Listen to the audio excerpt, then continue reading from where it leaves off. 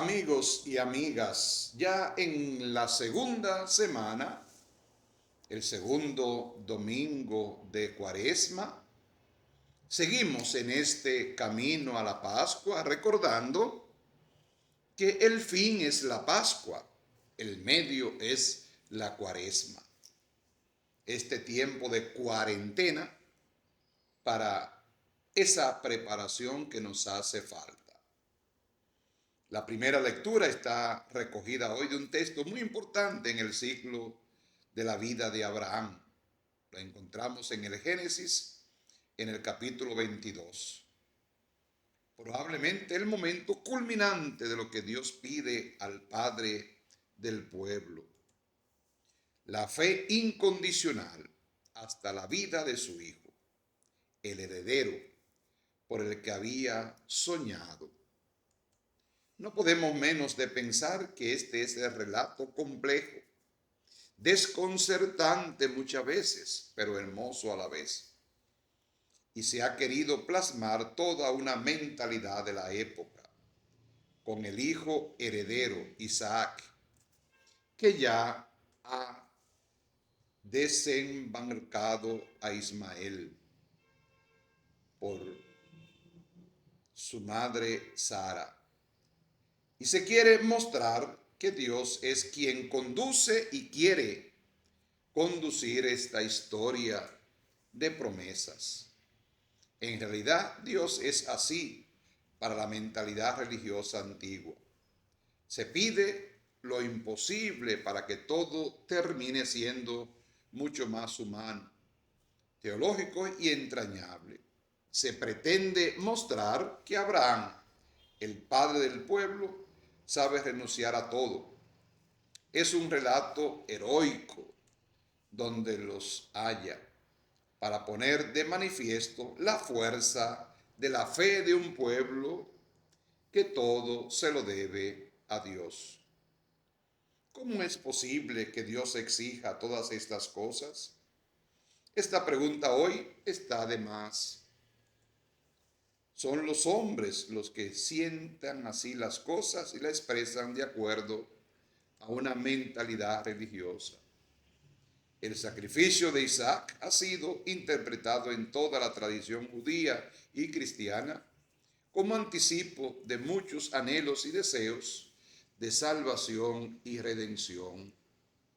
Si ahora a Abraham se le pide que renuncie a su futuro, a su heredero, es porque se quiere poner de manifiesto que nuestro futuro está en las manos del Dios de la promesa y la alianza, el Dios que cumple de generación en generación. ¿Acaso la fe debe ser confianza ciega? Probablemente nos excedemos o se excede la teología cuando presentamos la fe en esta manera de verse.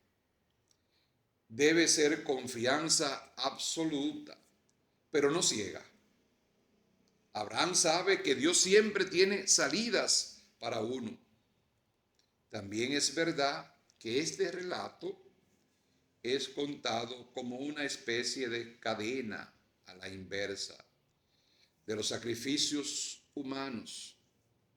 Dios puede parecer que pide lo máximo, pero Dios no puede pedir vidas humanas.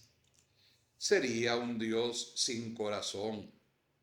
Por eso Dios siempre ofrece otro camino. Algunos especialistas han subrayado este aspecto y consideran que la situación en que ha podido aparecer esta tradición explica la condena que Israel suponía frente a ciertas religiones y cultos, la condena de los sacrificios humanos. Sería como un relato pedagógico para mostrar que aunque Dios pida lo máximo al hombre, no puede ir en contra del hombre mismo ni de su vida.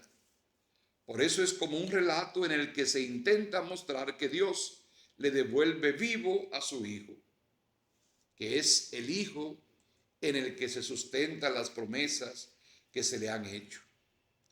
Por eso Dios es un Dios de vivos, no de muertos, como proclamará Jesús en Marcos 12:27.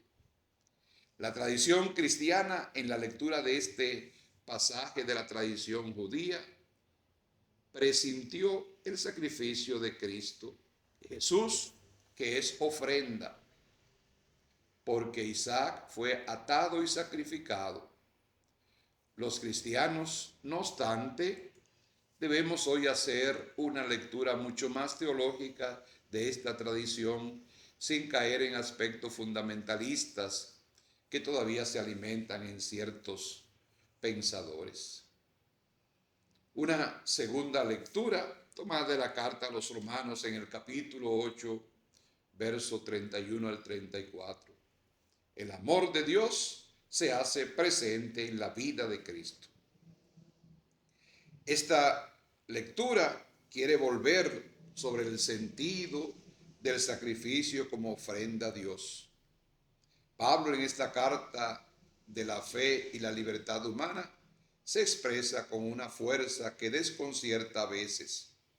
El texto que hoy se nos presenta es una forma lírica y retórica, con una serie de preguntas que terminan en una doxología o una alabanza. Es un himno al amor de Dios que se nos ha revelado en Cristo, en su vida y en sus sufrimientos, porque es en los sufrimientos donde la prueba del amor llega a su punto culminante. Deja de ser romántico o estético y se hace en realidad esencia de amor. Darlo y ofrecerlo todo. Dios lo ha hecho así por medio de Cristo su Hijo. Estamos en sintonía con el texto del Génesis 22. Se debería tener en cuenta la totalidad de este himno, con los versos 35 y 39, que no entran en la lectura de hoy, culminando así uno de los capítulos más extraordinarios de la carta a los romanos. En realidad este capítulo es como un himno que canta la bondad de Dios por la humanidad, precisamente para que no tengamos miedo de creer en ese Dios. Es verdad que se afirma que Dios no le ahorró el sacrificio de su vida a Cristo, pero es para subrayar con mayor vigor que Dios es capaz de darlo todo por nosotros, por todos los humanos y por cada uno en particular, de renunciar a lo más querido. Podríamos ver aquí que Pablo puede haber hecho una lectura de estas antiguas lecturas abrahánicas o que encontramos en el Génesis, sin que Cristo haya podido ser liberado de la muerte. Desde luego, es un texto en el que se ha profundizado mucho en la exégesis de los romanos y se ha visto un paralelismo, aunque otros lo discuten, con dicho elemento del sacrificio de Abraham. Dios, pues, asume esa muerte redentora para que seamos libres, pero se ha de considerar que en esta especie los cristianos vemos en Dios quien se ofrece, quien da, no quien pide, como en el caso de Abraham e Isaac. Debemos reconocer que esta teología del sacrificio y de la muerte es muy difícil de explicar en la catequesis y en la teología, pero se ha de hacer un intento serio y audaz, porque Dios no puede querer esa muerte. El amor de Dios está por encima de todo lo que nos puede amargar nuestra existencia humana y cristiana.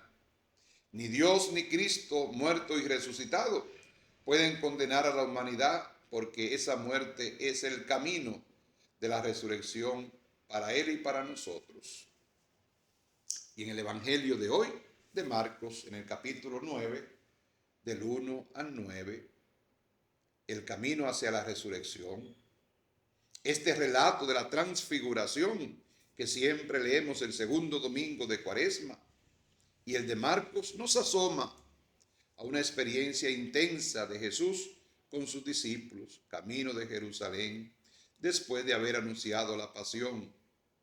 Para esos discípulos pueda meterse de lleno en el camino y en la verdadera misión de Jesús. Los discípulos o bien deseen los primeros puestos del reino, o bien quieren quedarse en el monte de la gloria de la transfiguración como Pedro.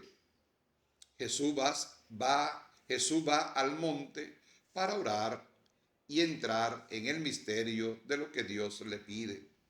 Desde esa experiencia de oración intensa puede iluminar su vida para saber qué les espera, lo peor, pero que Dios estará siempre con él. Es una escena importante y compleja que viene a ser decisiva en el desarrollo del Evangelio y de la vida de Jesús, que ahora ya mira a Jerusalén como meta de su vida. Tenemos que pensar que más que otra cosa, aunque haya una experiencia histórica de Jesús y sus discípulos en el monte, esta escena es una construcción teológica del evangelista con todas sus consecuencias. En Juan 12, 28, 30 encontramos una experiencia de este tipo, el relato de una teofanía que abarca casi todo. Tiene 3 partes y una conclusión sobre el secreto mesiánico que es un propio de Marcos, y la pregunta de los discípulos sobre la resurrección de entre los muertos. Los personajes del Antiguo Testamento, Moisés y Elías, están allí para respaldar precisamente la acción de Jesús. Y la voz misteriosa entre las nubes reafirma que desde ahora a quien hay que escuchar y seguir es a Jesús. Los elementos del relato nos muestran los símbolos especiales de la teofanía propia del Antiguo Testamento. Pedro quiere quedarse, plantarse allí, haciendo 3 tiendas para Moisés, Elías y Jesús. El relato es en sí, en el Evangelio de Marcos, el comienzo del viaje hacia Jerusalén. Y aunque no diga como Lucas que un profeta no puede morir fuera de Jerusalén, viene a ser como el asomarse a la meta de la vida de Jesús, la resurrección. Pero a la resurrección, a la nueva vida, no se llega sino por la muerte. Una muerte que ya está sembrada en la vida del profeta de Galilea y casi decidida. Pedro no quiere bajar del monte porque esa vida nueva supone aceptar la muerte, y no una muerte cualquiera, sino la muerte en la cruz. La gloria divina que se ha experimentado en el monte está llamando a otros montes, el del Calvario, para que se viva como realidad la plenitud en Jesús. Jesús es el que tiene las ideas claras de todo ello. Los discípulos aún no.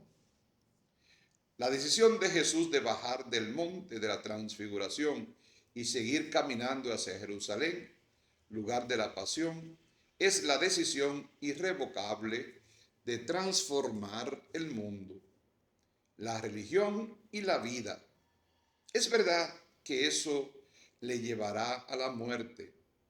Esa decisión tan audaz como decisión de una misión que ahora se confirma en su experiencia con lo divino, con la voz del Padre, no le llevará directamente al triunfo, sino a la muerte. Pero el triunfo de la resurrección lo ha podido contemplar a su manera, en ese contacto tan intenso con el misterio de Dios. Dios le ha revelado su futuro, la meta, la victoria de la vida sobre la muerte. Y ahí está su confianza para seguir su camino y hacer que se le acompañen sus discípulos. Estos seguirán sin entenderlo, sin aceptarlo, preparándose o discutiendo sobre un premio que no llegará de la forma que lo esperaban. Del cielo se ha oído un mandato, escuchadlo, pero no lo escuchan porque su mente es bien distinta.